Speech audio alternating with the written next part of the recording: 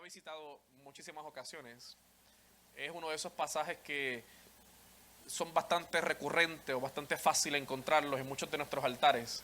Y es de esos pasajes que tienen muchos matices, pero a la misma vez, cuando tú sigues yendo al texto sagrado, te das cuenta de que es una fuente inagotable de sabiduría y enseñanza que el Señor nos permite aprender y mirar dentro del contexto en el que estaba viviendo este hombre.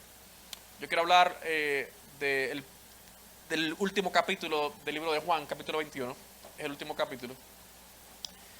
Y en esos primeros 14 versos son los que vamos a tomar en consideración en esta mañana. No pretendo desempacar todo lo que el texto dice, ni mucho menos sorprenderle con algo que usted no haya escuchado antes. Más bien yo quisiera que pudiéramos rescatar algunas cosas que creo que son importantes, vitales y que no debemos olvidar. Y dentro de la vida y la experiencia de este hombre, cómo nosotros podemos ver ese reflejo y ese marco en nuestra vida y cómo Dios puede de alguna manera trabajar con nosotros, afinar algunas cosas importantes en la vida de nosotros y bendecir nuestra vida de forma extraordinaria. Sin lugar a dudas, este capítulo, dice el Dr. Sinclair Ferguson, uno de los teólogos más prominentes de Inglaterra, cuando él hace un análisis exhaustivo de ese capítulo 21, el Dr. Sinclair Ferguson dice que muy probablemente Juan, cuando escribe ese último capítulo, lo hizo como un aditivo adicional que él, inspirado por el Señor, entendía que nosotros deberíamos escuchar. Porque cuando usted mira el capítulo 20 del libro de Juan, muy bien ese libro pudo haber terminado ahí. Incluso parecería que Juan estaba haciendo sus clausuras en ese capítulo 20. Pero de momento, Juan nos sorprende con este capítulo 21, que usualmente nosotros lo utilizamos en el domingo posterior a la resurrección, porque usualmente lo usan en Semana Santa, en ese espacio de los 40 días en los que después que Jesús resucita. Y es interesante porque Sinclair Ferguson dice, parecería que Juan tenía una urgencia de decirnos algo adicional a lo que nos había dicho en el capítulo 20. Y es eso de lo que yo quiero hablarles. Cuando usted mire ese capítulo 21 del libro de Juan, se dará cuenta de que no solamente hay un milagro poderoso allí, no solamente hay un encuentro de Jesús con una pregunta confrontadora a este discípulo, sino que hay un proceso poderoso de afirmar a este hombre, de regresarlo otra vez y de acomodar algunas cosas o algunas piezas que quizás en el camino se fueron desubicando. Así que hay tres cosas que yo quiero rescatar de ese pasaje de Juan capítulo 21. Número 1, es una falsa salida. Número 2, un encuentro inesperado. Y número 3, una entrega absoluta. Tres cosas que yo quiero rescatar dentro de toda la riqueza que tiene ese capítulo 21. Número 1, una falsa salida. Número 2, un encuentro inesperado. Y número 3, una entrega absoluta. Una falsa salida. ¿Por qué le llamo a este punto una falsa salida? Creo, sin temor a equivocarme, que nunca se borrará de nuestras memorias y tampoco de la de él, de uno de los más grandes corredores que ha dado nuestro país, aquella tarde del 18 de agosto del 2016 en Río de Janeiro, Brasil. Esa tarde se suponía que lucharía por la posibilidad de una medalla para Puerto Rico en los 400 metros con valla. Además buscaba convertirse en el primer puertorriqueño en ostentar 2 medallas olímpicas. Cuando llegó la hora de la competencia, los ojos de Puerto Rico estaban puestos en él. Todos los televisores estaban sintonizados viendo la carrera. Realmente era una posibilidad tanto para él como para Puerto Rico de entrar en el medallero. Todos los corredores se ubicaron en sus lugares. Se observaba la concentración en todos ellos. Ante un ensordecedor estadio repleto de aficionados de todo el mundo, los corredores se aprestaban a darlo todo por su país. Se colocaron en la posición inicial, luego levantaron un poco el torso para prepararse para la salida y algo sucedió. El nuestro, que había comentado que tenía que salir con fuerza en esta carrera para lograr el tiempo que necesitaba, salió unas centésimas de segundos antes del disparo oficial. Los narradores del deporte de nuestro país vaticinaban lo que el rostro de Javier Coulson y sus gestos ya daban por hecho. El nuestro había tenido una falsa salida. Su reacción después fue desgarradora. Se observaba el dolor, la decepción y la frustración de nuestro campeón. Pero si sus expresiones sugerían tristeza, mayores fueron sus palabras. Entonces una cita que él hizo una vez terminó esa falsa salida cuando lo entrevistaron. Él dijo, me quiero ir a casa. Nunca me había pasado esto. Una falsa salida. Quiero ver a mi hija, me quiero ir a casa. Yo me sentía ready para salir. Estoy en shock, decía él. Yo no quiero hablar. Pido disculpas por lo que hice. Nunca en mi vida, en mi carrera, había dado una falsa salida. Y me pasa aquí, en las Olimpiadas. Él decía, es demasiado frustrante. Le fallé a muchos, a mi familia, a mi hija, que me está viendo.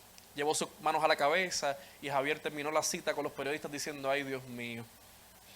Esa escena era desgarradora y dio la vuelta al mundo, la cual a su vez motivó el análisis exhaustivo de los expertos, de gente como muchos de nosotros que somos, como estamos ante competencias a nivel mundial que hay en puertorriqueños, nosotros somos coach de baloncesto, somos entrenadores de béisbol, somos entrenadores de boxeo si es una pelea de boxeo, y también somos entrenadores de corredores.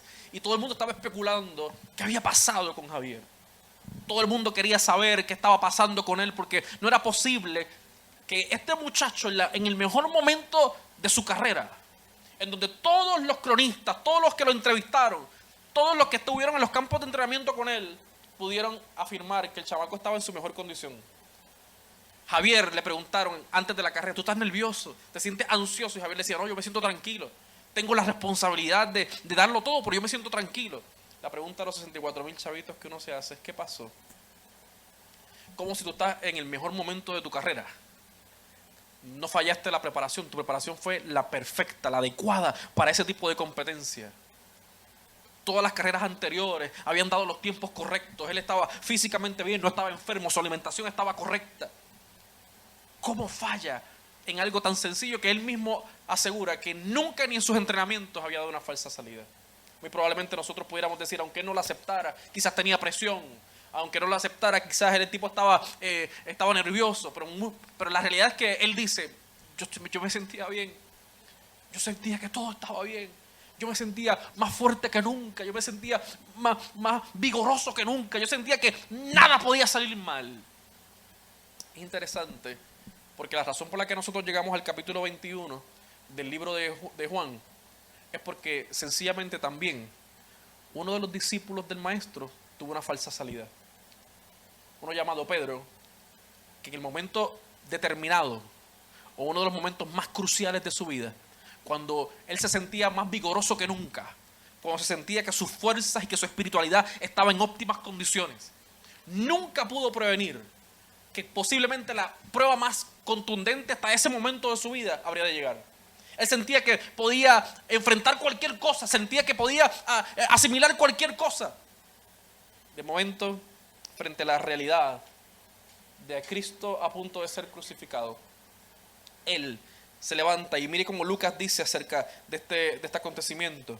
Lucas dice, dijo también el Señor, Simón, Simón, y aquí Satanás os ha pedido para zarandearlos como a trigo, pero yo he rogado por ti que tu fe no falte, y tú, una vez vuelto, confirma a tus hermanos. Mire lo que él le dice.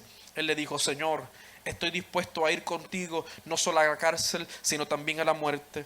Y él le dijo, Pedro, te digo, que el gallo no cantará hoy antes de que tú me niegues 3 veces. La razón por la que llegamos a Juan capítulo 21 es porque Pedro, en el mejor momento de su vida, posiblemente ministerialmente hablando, cuando él sentía que estaba más firme que nunca, cuando nada podía salir mal, chocó con la realidad de que quizás él no era tan fuerte o no estaba tan firme o tan estable como él pensaba. Es más, algunos de los otros evangelistas ponen unos datos adicionales que dicen que Pedro le dijo, ¿sabes qué? Aunque todos estos infelices te dejen, yo jamás te entregaría, yo jamás me avergonzaría de ti. Yo estaría aquí, yo voy a morir por ti, voy a ir a la cárcel por ti. De cuando llegó el momento crucial, él dijo, no, yo no conozco a ese Jesús de que usted me está hablando. ¿Tú te pareces a él? No, yo no sé de qué tú me estás hablando. Tú hablas como él, yo no sé, sabrá Dios quién es él, pero yo no sé quién es. Interesante, porque todos nosotros, en algún momento de nuestra vida, hemos pasado por una falsa salida. Han llegado momentos en donde usted y yo nos hemos sentido que nos almorzamos al diablo y lo hacemos en fricasé y lo podemos tirar a la parrilla sin problema, que habremos de poder enfrentar cualquier situación. Han llegado muchos momentos a mi vida en los que yo he dicho, Señor, yo me siento hoy mejor que nunca. Yo siento que te amo con todas las fuerzas de mi corazón y que yo estoy dispuesto a entregarlo todo, absolutamente todo por ti. Yo estoy dispuesto a hacer lo que tú me pidas, a hacer lo que tú me digas, Señor. Yo estoy dispuesto a a responderte como tú quieras hacerlo. Y si soy brutalmente honesto con usted, de momento han llegado situaciones a las que mi fe se ha tambaleado. Y ese vigor que yo experimentaba o sentía en ese momento de éxtasis, de efervescencia, se apagaba. Y uno se hace la pregunta y uno dice, pero ¿cómo es posible? ¿Cómo es posible que un tipo como Pedro le haya fallado cuando él tuvo un escenario en donde cuando fueron a arrestar al maestro, él salió de frente y le tumbó la cabeza al centurión, pero realmente la espada iba para el cuello, para tumbarle la cabeza? ¿Cómo es posible que este hombre que era alguien sanguinario, era alguien colérico, por decirlo de alguna manera, cómo es posible que ahora está sucumbiendo? ¿Cómo es posible que después de haber visto tantos milagros, después de haber caminado con el maestro, después de haber visto tantas cosas y haber vivido con él, cómo es posible que ahora en este momento de su vida, cuando las millas contaban, cuando la carrera importaba, cómo es posible que hubiera negado al Señor? Si usted y yo somos brutalmente honestos y miramos a Pedro, nosotros lo miramos desde esta perspectiva porque tenemos la historia de su vida. Pero si Pedro pudiera leer la historia de su vida y la mía, ¿pensaría diferente a como usted piensa a veces de él? Si miraría las veces que usted y yo hemos visto milagros de parte de Dios, hemos visto cómo Dios ha metido su mano en su vida y en la mía, cómo Dios ha mostrado su gracia, su favor y su misericordia en escenarios en donde de otra manera usted sabe que no tenía posibilidades ninguna. Y aún así hemos tenido falsas salidas y le hemos dicho al Señor, ¿sabes qué? Había un momento de efervescencia en donde yo sentía que yo estaba dispuesto a hacer cualquier cosa por ti, pero choqué con una pared que no vi venir. Y es que yo siento que hoy yo no soy tan fuerte como pensé que estaba. Hoy yo no me siento tan firme como yo pensaba que estaba.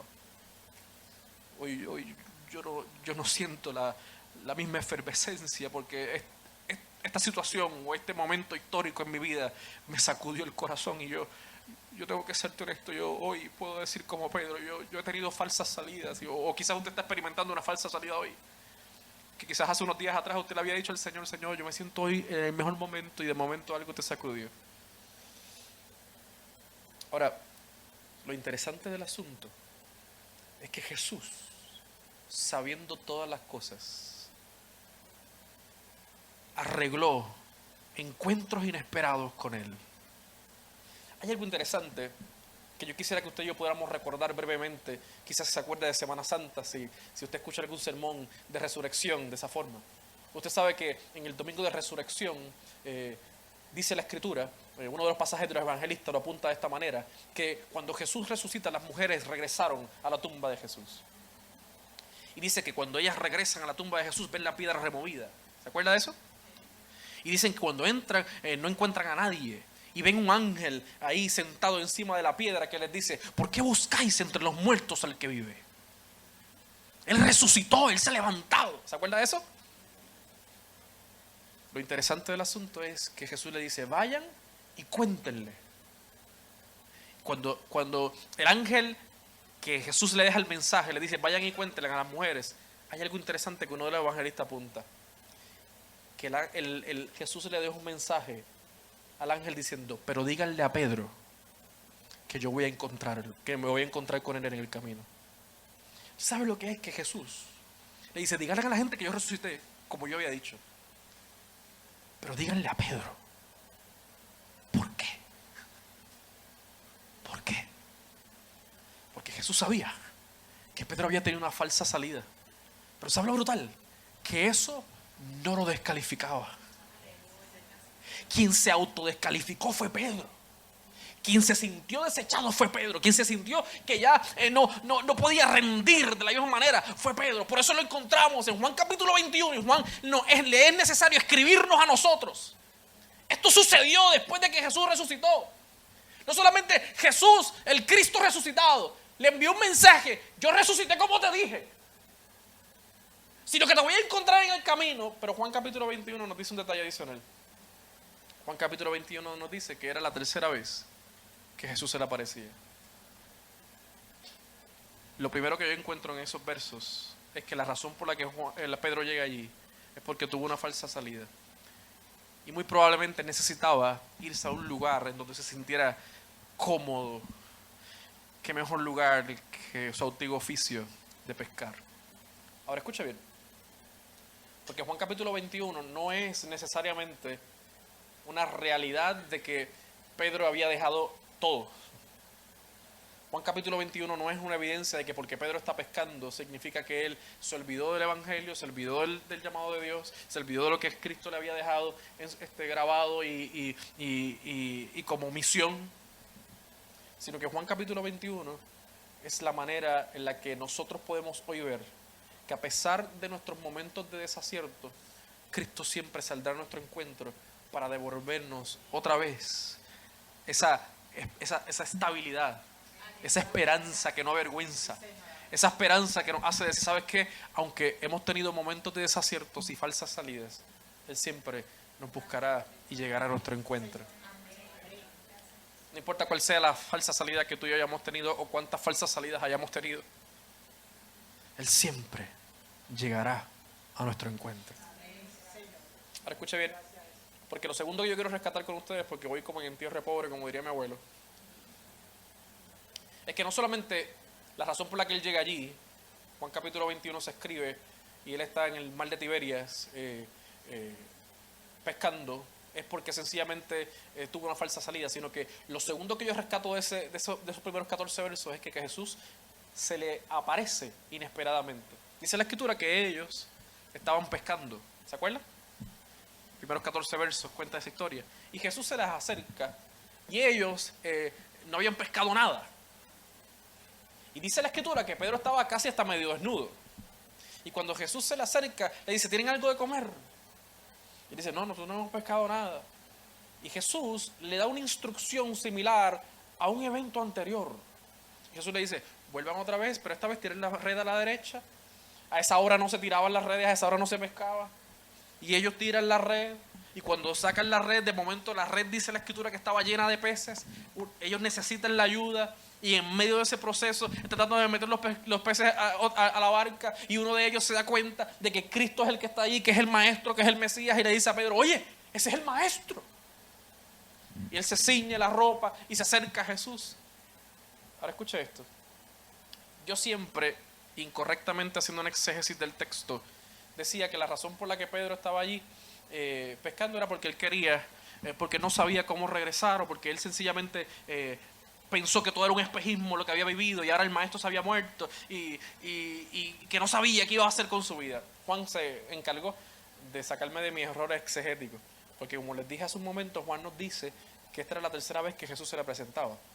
La pregunta de los 64,000 chavitos que yo me hago es esta: ¿cómo es posible que si esta es la tercera vez que Jesús se le presenta, Pedro ni ninguno de los demás se dieron cuenta que era el maestro? No era que él los estaban viendo al final de la calle y ellos estaban aquí y obviamente de lejos, y a lo mejor uno pudiera decir, a lo mejor es que necesitaba espejuelos y Cristo estaba lejos y no lo distinguieron. La Biblia dice que él les habló y les dio unas instrucciones. ¿Cómo es posible que en medio de ese proceso ellos no se hubieran dado cuenta que era Jesús, que era el Cristo? ¿Cómo? Era la tercera vez que se le presentaba. Parecería que Juan está diciéndonos a nosotros algo interesante. Parecería que Juan nos está diciendo, lo que pasa es que Pedro y los demás estaban tan sumidos en su dolor, muy probablemente Pedro estaba tan sumido en su autodescalificación, que le resultó imposible poder distinguir al maestro aún cuando estaba cerca de él. ¿Se parecería a alguna de nuestras historias? Que aún cuando nosotros una vez más hemos visto tanto de Dios, hay momentos en la vida en donde nos sentimos tan ahogados en nuestros conflictos, en nuestros dolores, en nuestros problemas o en nuestras situaciones, que se nos hace imposible incluso distinguir que Dios está ahí, aun cuando está frente a nosotros. Si usted y yo somos brutalmente honestos, pudiéramos decir, ¿sabes qué? En muchas veces en las que yo he estado sumido en mis conflictos, que no he podido distinguir a Dios obrando.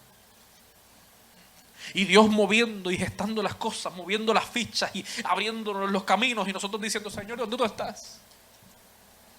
¿Acaso ha cerrado tu oído a mí? Y usted siente y yo sentimos que hemos estado orando y es como si nuestra oración estuviera chocando con el techo o como si estuviéramos dándole con un marrón a una pared de hierro y parecería que está resonando y parecería que no sucede nada. Y Dios diciendo, yo estoy aquí, lo que pasa es que tú no me estás viendo. Porque estás tan sumergido en tus propios dolores, en tus propias descalificaciones. Están tan sumergidos y sumergidas en tus propios conflictos, tratando de resolver tus propios asuntos, que no me ves a mí, que soy el que estoy obrando. Estás tan sumergido en la realidad de que te sientes autodescalificado porque le fallaste al maestro. Y muy probablemente Pedro ahora también se sentía peor porque en su oficio, lo que realmente era bueno, tampoco había pescado nada. ¿Tú sabes lo que es? Tú regresar quizás a un lugar en donde tú dices, yo necesito cogerme un break y voy a estar aquí en un lugar que yo me siento seguro, tranquilo, que yo puedo dominar este ambiente y de momento que también surja que es infructífero lo que estás haciendo. Regresar de noche sin pescar nada. ¿Ustedes se imaginan el corazón y la cabeza de este muchacho? Diciendo, no me sale nada bien, le fallé al Señor. Y ahora ni en esto. ¿Usted no le ha pasado eso? ¿O soy el único marciano que le ha pasado? Que uno dice, Dios mío, yo no saco el pie del bote. No importa dónde meta la cabeza, aun cuando yo sepa que yo domino esto, no sale. No sale. Me parece que literalmente yo no puedo hacer nada bien. No saco el pie del bote, es una noticia mala tras otra, es una situación tras otra, parece que no tiene solución. Y Cristo estando allí, dándole instrucciones.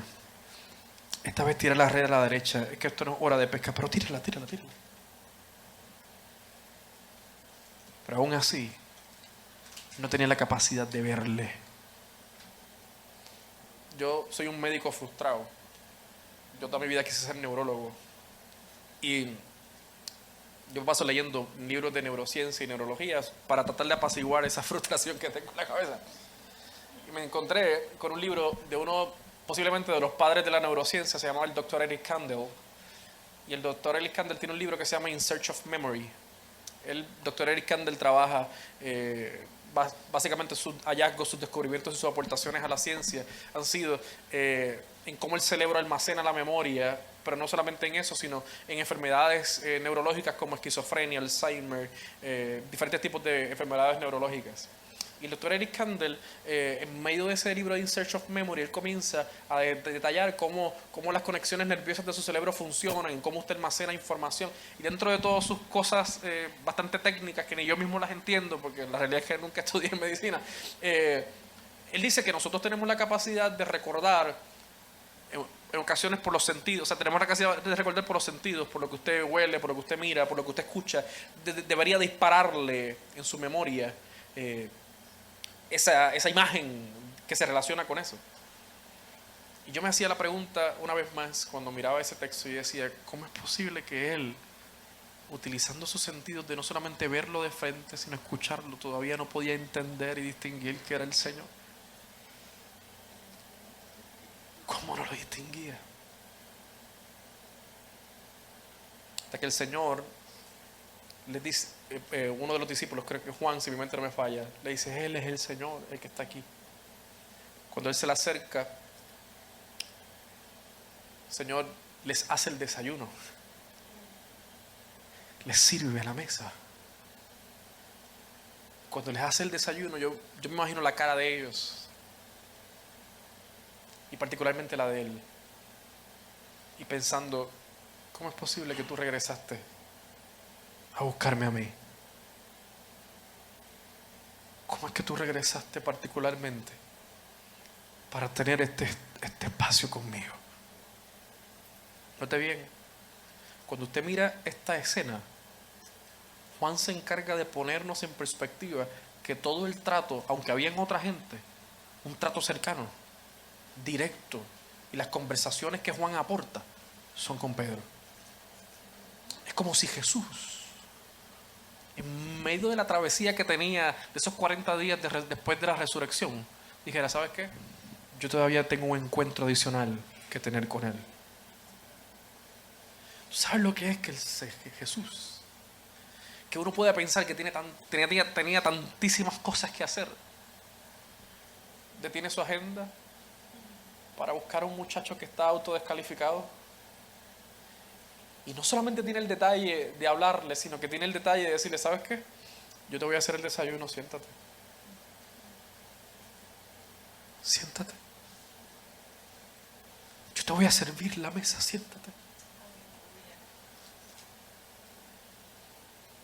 Ahí uno se pregunta y uno dice como el salmista, ¿quién soy yo para que me visites y te acuerdes de mí? Yo no sé si para usted eso es glorioso. Para mí es extraordinario. El saber que aun cuando yo pensaba en muchas ocasiones de mi vida que yo estaba firme y de momento metí las patas hasta tajón, Él no se olvida. Él no se olvida. Él regresa todo el tiempo. Y yo sé, y yo conozco la teología, yo creo en la misma teología que usted, que Él está dentro de nosotros, que Él habita dentro de nosotros a través de su Santo Espíritu. Y yo conozco toda esa teología, pero el saber que Él no se olvida y se acuerda y que constantemente viene a buscarnos de vuelta. Que constantemente viene a buscarnos de vuelta. Doctor John Stott, uno de las mentes más privilegiadas en la teología moderna, dice acerca de este texto, definitivamente cuando usted lo mira, Pedro no era que estaba desertando del ministerio, no era que estaba desertando de las enseñanzas de Jesús, es que él no sabía cómo regresar y Cristo tiene que traerlo de vuelta.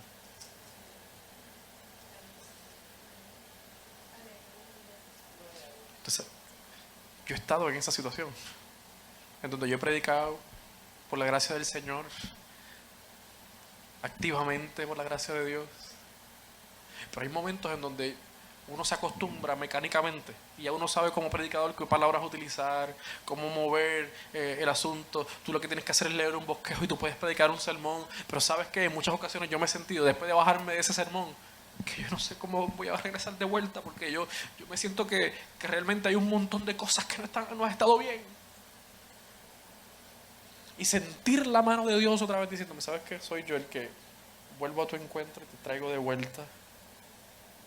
Soy el que te regreso al lugar seguro y al lugar correcto, al lugar de estabilidad, al lugar de esperanza, al lugar de firmeza.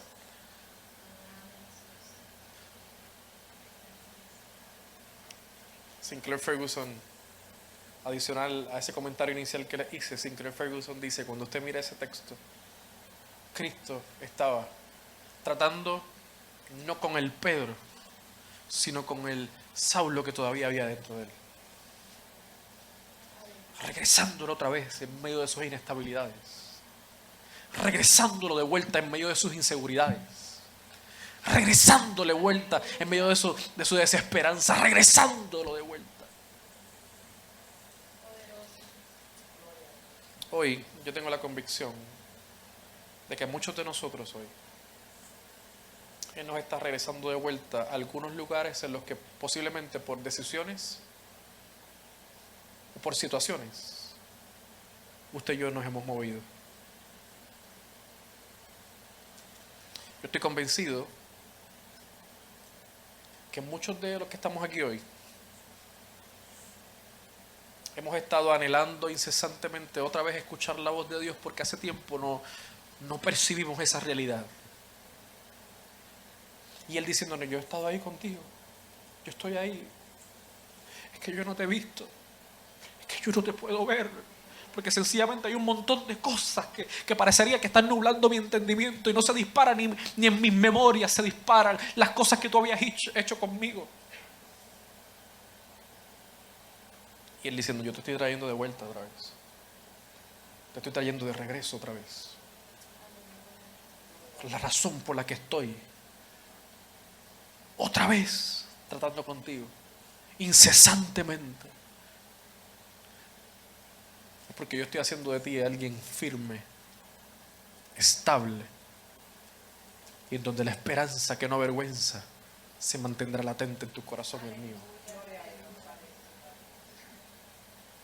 Quizás estás preguntándote cómo regresar y él lo único que te está diciendo es: solo permíteme a mí orar. Soy yo el que te tengo que traer de vuelta. Soy yo el que te regreso.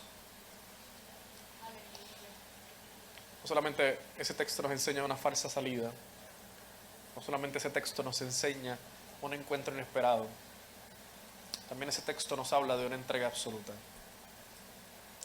Esos versos están llenos de riqueza, pero tienen una realidad que muchos de nosotros hemos chocado con ella en algún momento.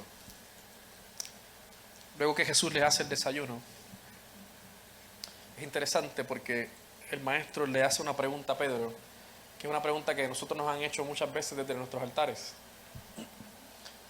Jesús, el Cristo ya resucitado, le dice a Pedro: te voy a hacer una pregunta, ¿tú me amas? La palabra que Jesús utiliza en griego aquí es una palabra que básicamente lo que implica es: tú me amas como un papá. En la antigüedad, cuando usted mira la escritura, los padres eran los que le daban destino a sus hijos. Les ponían los nombres y les hablaban acerca de su futuro. Y Jesús básicamente le está diciendo a Pedro: tú me amas como alguien como un papá, como alguien que te da destino, como alguien en quien sus palabras están tus tiempos. Y Pedro le contesta y le dice: yo te quiero como amigo. La palabra que Pedro utiliza griega para responderle a Jesús es: yo te quiero como amigo. Este conoce la historia. Jesús le dice: apacienta mis ovejas. Jesús vuelve y le pregunta: Pedro, ¿tú me amas como un papá? Y Pedro le dice: yo te quiero como un amigo. Dale de comer a mis corderos, le dice Jesús. La tercera vez Jesús le dice: tú me quieres como amigo. Utiliza la misma palabra griega que Pedro ha utilizado anteriormente en las otras dos ocasiones para responderle. Dice la escritura que Pedro se entristece y dice: Señor, tú sabes todas las cosas. Yo me hice una pregunta a la luz de esa escritura: ¿por qué Pedro se entristece si eso es lo que le había venido contestando? Parecería que saliendo de su boca no sonaba tan fuerte como recibirlo de vuelta de la boca de Jesús. Lo interesante es que Jesús no le dice: yo sabía que tú me quieres como un amigo, infeliz. Después de haber visto milagros, después de haber visto panes multiplicarse, después de haber visto ciegos ver, después de haber visto muertos resucitar, todavía tú me quieres como un amigo. Jesús no le dijo eso. Lo interesante es que cuando usted mira esa escena, Jesús le está diciendo a Pedro: ¿sabes qué, brother? En nuestra relación todavía hay espacio para crecer. Quizás hoy tú no has alcanzado el nivel de amor que tú pensabas que tenías, el nivel de entrega que tú pensabas que tenías. Pero yo estoy aquí para hacerte entender de que yo estoy interesado en que esto crezca.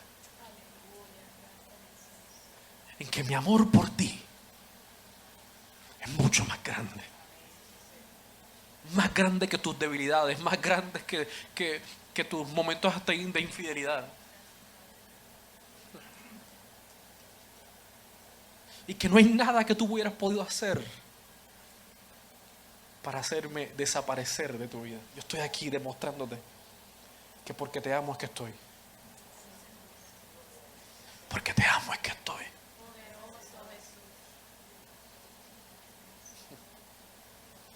¿Sabes lo que Pedro estaba experimentando ahí?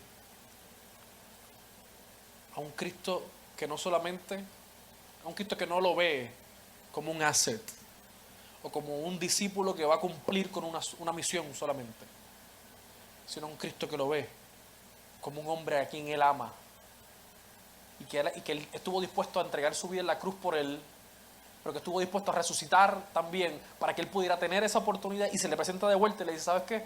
Aun cuando tú pensabas que me amabas tanto y no es así, yo quiero que tú sepas que yo te amo y estoy aquí para que tú entiendas que tu relación y la mía va a crecer. Esa realidad de que Cristo está allí ¿Sabe lo que nos muestra? Que Él no lo ve a usted y a mí como un asset. Él no lo ve a usted y a mí como alguien que puede aportar al ministerio. Él lo ve a usted y a mí como su hijo, como su hija. Como el amado de su alma. Que usted es mucho más para Él que lo que usted puede aportar, que usted es en esencia la imagen de Él.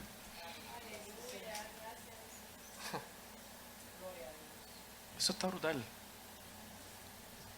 Eso está brutal porque tú ves a un Cristo que se interesa. Yo tengo la oportunidad, ya voy terminando. Yo tengo la oportunidad, o tuve la oportunidad por casi un año, de nuestra iglesia allá en Amelia trabajar con los universitarios. El Señor nos ha regalado la oportunidad a mí y a mi esposa de estar en el proceso de formación y candidato pastoral, así que ya ahora en septiembre terminamos con los universitarios para continuar con unas cuantas cosas más que tenemos que hacer en la iglesia para seguir en ese proceso ministerial dentro de la hermandad de discípulos de Cristo. Yo recuerdo, como el día de hoy, una de las primeras cosas que nosotros hicimos cuando comenzamos con los universitarios de nuestra iglesia fue, mi esposa y yo decidimos que nos íbamos a sentar con cada uno de ellos recurrentemente, individualmente, para hablarlos y conocerlos. Nosotros tenemos una de las muchachas de los universitarios que es una de esas muchachas que yo le dije a mi esposa desde que la conocí, esta muchacha fácilmente puede asumir las riendas del ministerio y llevarlo a otro nivel. La chamaca tiene como 15 cerebros funcionando a la vez. La chamaca está estudiando medicina, ya sabe 5 idiomas, una chamaca que tú dices, ¿dónde sacaron a esta muchacha? Y lo interesante es que el reto de mi esposa y mío era grande porque lo que nosotros nos pidieron fue que nosotros pudiéramos estructurar un ministerio que no solamente compartiera con ellos la palabra, sino que fuera una estructura apologética y que comenzáramos a trabajar temas significativos y profundos, temas complicados, existenciales. Y tú poder hablar ponerte a hablar con esos muchachos, por ejemplo, de por qué Dios permite que cosas crueles ocurran, por ejemplo, o que el dolor ocurra, o preguntas existenciales, pues es complicado porque nada más el tema es difícil, y más si tú tienes a chamacos que son brillantes, que te hacen más complicado el asunto. Me acuerdo que nos llevamos a esa muchacha después de uno de los servicios de jóvenes a IHOP en Bayamón a comer. Y recuerdo que cuando nos sentamos en la mesa, comenzamos a hablar, y yo le dije, oye, ¿cómo te va en la universidad? ¿Ya empezaste premédica? No, ya estoy en medicina, ya empecé chequeando, más o menos dirigiéndome cuál va a ser mi especialización y toda esa cuestión. Y yo, qué cool, ¿y cómo te está yendo? Me está yendo bien. ¿Y tus papás cómo están? Me va muy súper bien. Y empezamos a hablar, yo hablando con ella normal. Hasta que de momento yo siento que ella está como entrando en estrés y en desesperación. Y de momento ella me dice, mira, ¿verdad? Yo te doy las gracias por invitarme aquí a comer y esta cuestión, y qué chévere que me invitaste, pero háblame claro, ¿para qué tú me trajiste aquí? Y yo miro a mi esposa y nos empezamos a reír, y yo le dije, para hablar contigo, para conocerte. O sea que tú no estás trayéndome aquí para decirme que tú quieres que yo sirva en algún ministerio. Y yo le dije, no, si tú quieres servir en algún ministerio yo te puedo ayudar, cool, pero yo vine a conocerte a ti. Y que si en algún momento tú sientes que nosotros somos dignos de confianza, que tú puedas confiar en nosotros. Que tú puedas saber que tú puedes llegar a casa a las 3 de la mañana, tocar una puerta y nosotros te vamos a recibir y te vamos a escuchar y hablaremos juntos, lloraremos juntos, gritaremos juntos. De momento esa muchacha se me queda mirando, los ojos se le aguan y me dice, ¿sabes qué? Yo llevo toda mi vida en la iglesia y a mí nunca nadie se había sentado conmigo a preguntarme cómo yo estaba, cómo me iba. Las veces que se me acercaron no de mala manera, pero se me acercaron para ver cómo yo podía servir en la iglesia. Y yo le dije, ¿sabes qué? Yo aprendí de Jesús que para Él nosotros no somos assets, somos personas. Y que Él se interesa. Él lloraba con los que estaban llorando. Él se sentaba a comer con la gente. Porque Él se interesa. La única forma de tú traer a un Pedro de vuelta es sentándote a entender cuál es la realidad de su corazón. Porque hoy tenemos un montón de gente que pudiera funcionar muy bien en la iglesia, pero que están rotos por dentro. Que no se sienten firmes para nada.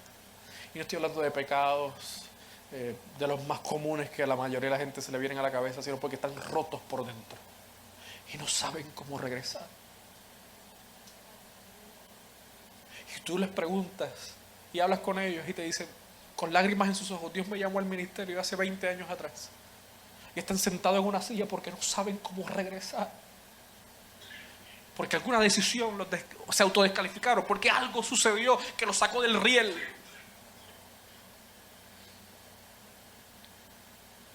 Y porque por alguna extraña razón de la vida nunca tuvieron a alguien que se acercara y les dijera, ¿sabes qué? ¿Cómo tú estás?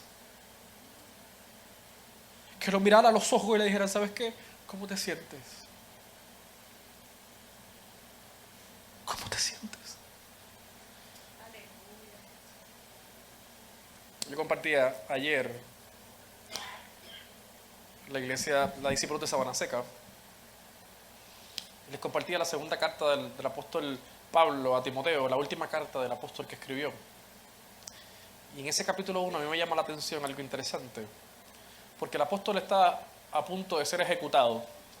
Está en una cárcel en Roma, que era como una especie de cisterna, en una cárcel de transición. Le iban a pasar a otro lado más oscuro para después sacarlo y asesinarlo. Y el apóstol escribe esa segunda carta como con una urgencia. Lo interesante del asunto es que el apóstol no le escribe a Timoteo diciéndole, me siento mal, estoy solo, estoy triste, acongojado. El apóstol no hizo una carta de catarsis, teniendo quizá la oportunidad, porque oye, están a punto de que te maten. Y su última carta se le escribe a este joven Timoteo, pero distinta a la primera, porque esta carta tiene mucho más personalismo. Y lo brutal es como el apóstol abre la carta. Le dice, Timoteo, amado hijo. La palabra que utiliza él en griego es una palabra que significa que tú eres como mi hijo adoptado. Y le dice, y yo me acuerdo de ti todos los días en mis oraciones y de tus lágrimas para llenarme de gozo y estoy loco por verte. Y yo sé que la fe que está en ti, no provino de ti necesariamente, vino primero en tu abuela, después en tu mamá y ahora está en ti. Yo sé que es una fe firme y real porque yo lo he experimentado y lo he vivido contigo, pero sé de dónde viene. ¿Sabes lo que me está diciendo eso? El apóstol viene y le dice algo adicional, le dice, yo me acuerdo de ti día y noche en mis oraciones.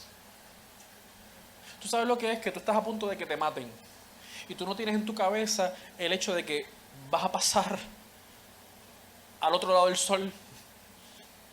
No tienes en tu cabeza que tu cuerpo quizá está sufriendo los estragos de un maltrato paupérrimo, sino que tú en tu cabeza tú lo que tienes es un chamaco, ministro, que sabes que es de una iglesia importante, que tú dejaste allí, pero que no solamente es un ministro, que para ti es tu hijo.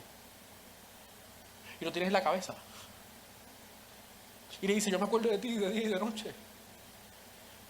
La pregunta a los 64,000 chavitos que yo quisiera hacerle, ¿qué hermano o qué persona no lo deja a usted dormir? Porque lo tiene de día y de noche en la cabeza. Porque para usted es tan importante esa persona que usted necesita saber si está bien o no está bien. Que usted sabe que hoy quizás pudo o probablemente en algún momento tiene que estar pasando alguna situación y usted dice, sabes que aunque yo estoy en una situación compleja, pero yo no me puedo quitar de la cabeza el amor que te tengo y la realidad de que tú me importas.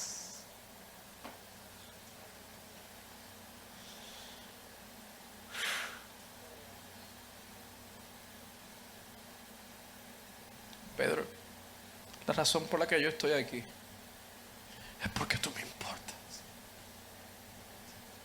Es que tú lo entiendes, yo no te amo como tú esperabas. Yo lo sé. Mira lo que Jesús le dice al final. Cuando tú eras joven, ibas donde querías ir y decías tú, cuando seas viejo, entonces levantarás las manos y pedirás que te ciña a otro y te lleve donde no quieres ir. Y dice el texto que Jesús se lo decía para que él entendiera con la clase de muerte que él iba a morir. Nota que Jesús no le dijo ahora que eres viejo. La palabra viejo aquí no es lleno de canas, es cuando tengas la capacidad madura de decidir ahí tú entenderás y levantarás las manos y dirás, ¿sabes qué? Que me vista otro, que me vistas tú y llévame donde yo no quiero ir. Ahora mismo nuestra relación todavía no está como tú querías o como tú pensabas, pero yo estoy aquí para traerte de vuelta.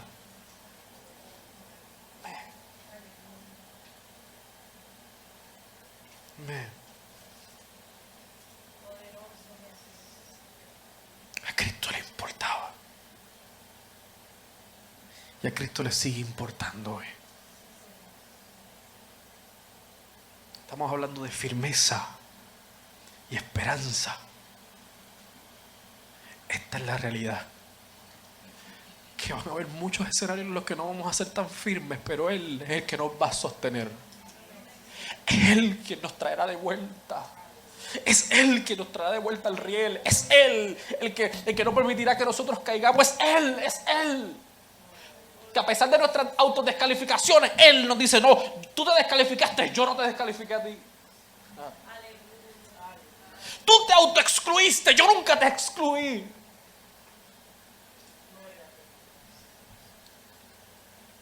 Yo no sé si para ustedes eso es esperanzador. Para mí lo es, que en medio de mis debilidades, en medio de la realidad en la que muchas veces yo le he dicho, Señor, yo daría lo que fuera por ti. Y cuando Él me dice, ¿sabes qué? Qué cool que lo digas, qué bueno que tienes la intención, pero todavía tú no estás ahí. Y posiblemente te vas a trastocar cuando choques con una realidad, pero yo voy a estar ahí para sostenerte. Porque este amor no lo comenzaste tú, este amor lo comencé yo. Esta relación la fomenté yo, no es producto de ti, no es producto de tu fuerza, es producto de mi gracia, es producto de mi misericordia, es producto de mi amor por ti. Cuando tú entiendes eso, tú te liberas. Porque eso no es una excusa para que tú digas, ok, cool, como todo proviene de ti, pues allá tú cuando lo hagas. No, es que tú dices, ¿sabes qué? Aún en mi insuficiencia, tú me vas a sostener. Aún en mis descensos, tú me vas a sostener. Aún en mis falsas salidas, tú me traerás de vuelta. Aún en mis mares de Tiberia, tú me irás a encontrar. Eres tú, Señor. Eres tú. ¿Te puede inclinar su rostro ahí, por favor? Si me ayudas ahí en el piano, te lo agradezco. Luego le dijo, sígueme. Mira lo que el verso 20 dice. Volviéndose Pedro, vio que le seguía el discípulo a quien amaba a Jesús, el mismo en que la cena se había recostado al lado de él, y le había dicho, Señor, ¿quién es el que ha de entregar? Cuando Pedro le vio, dijo a Jesús, Señor, ¿y qué de este? Jesús le dijo, si quiero que él quede hasta que yo llegue, ¿qué de ti? Después Jesús le dice, sígueme tú. ¿Por qué leo ese verso para cerrar? Porque Pedro, en medio de ese proceso, comenzó a cuestionar el trato de Dios con otro, la realidad de Cristo con otro. Y Jesús le hizo entender, mi trato con Él es mi trato con Él. En cuanto a ti, sígueme. Quizá hoy tú puedes estar preguntándote, Señor, pero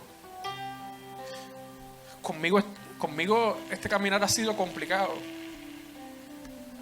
Ha sido duro en los procesos en los que tú me has permitido vivir, en los que tú me has metido.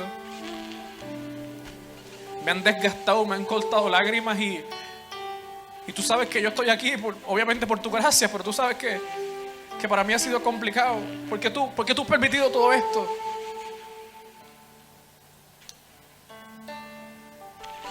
Y Él lo único que te está diciendo hoy, sígueme.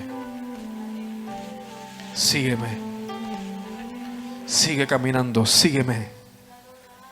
Sigue caminando, sígueme. Sigue caminando, sígueme. Sigue caminando, sígueme. Sigue caminando, sígueme.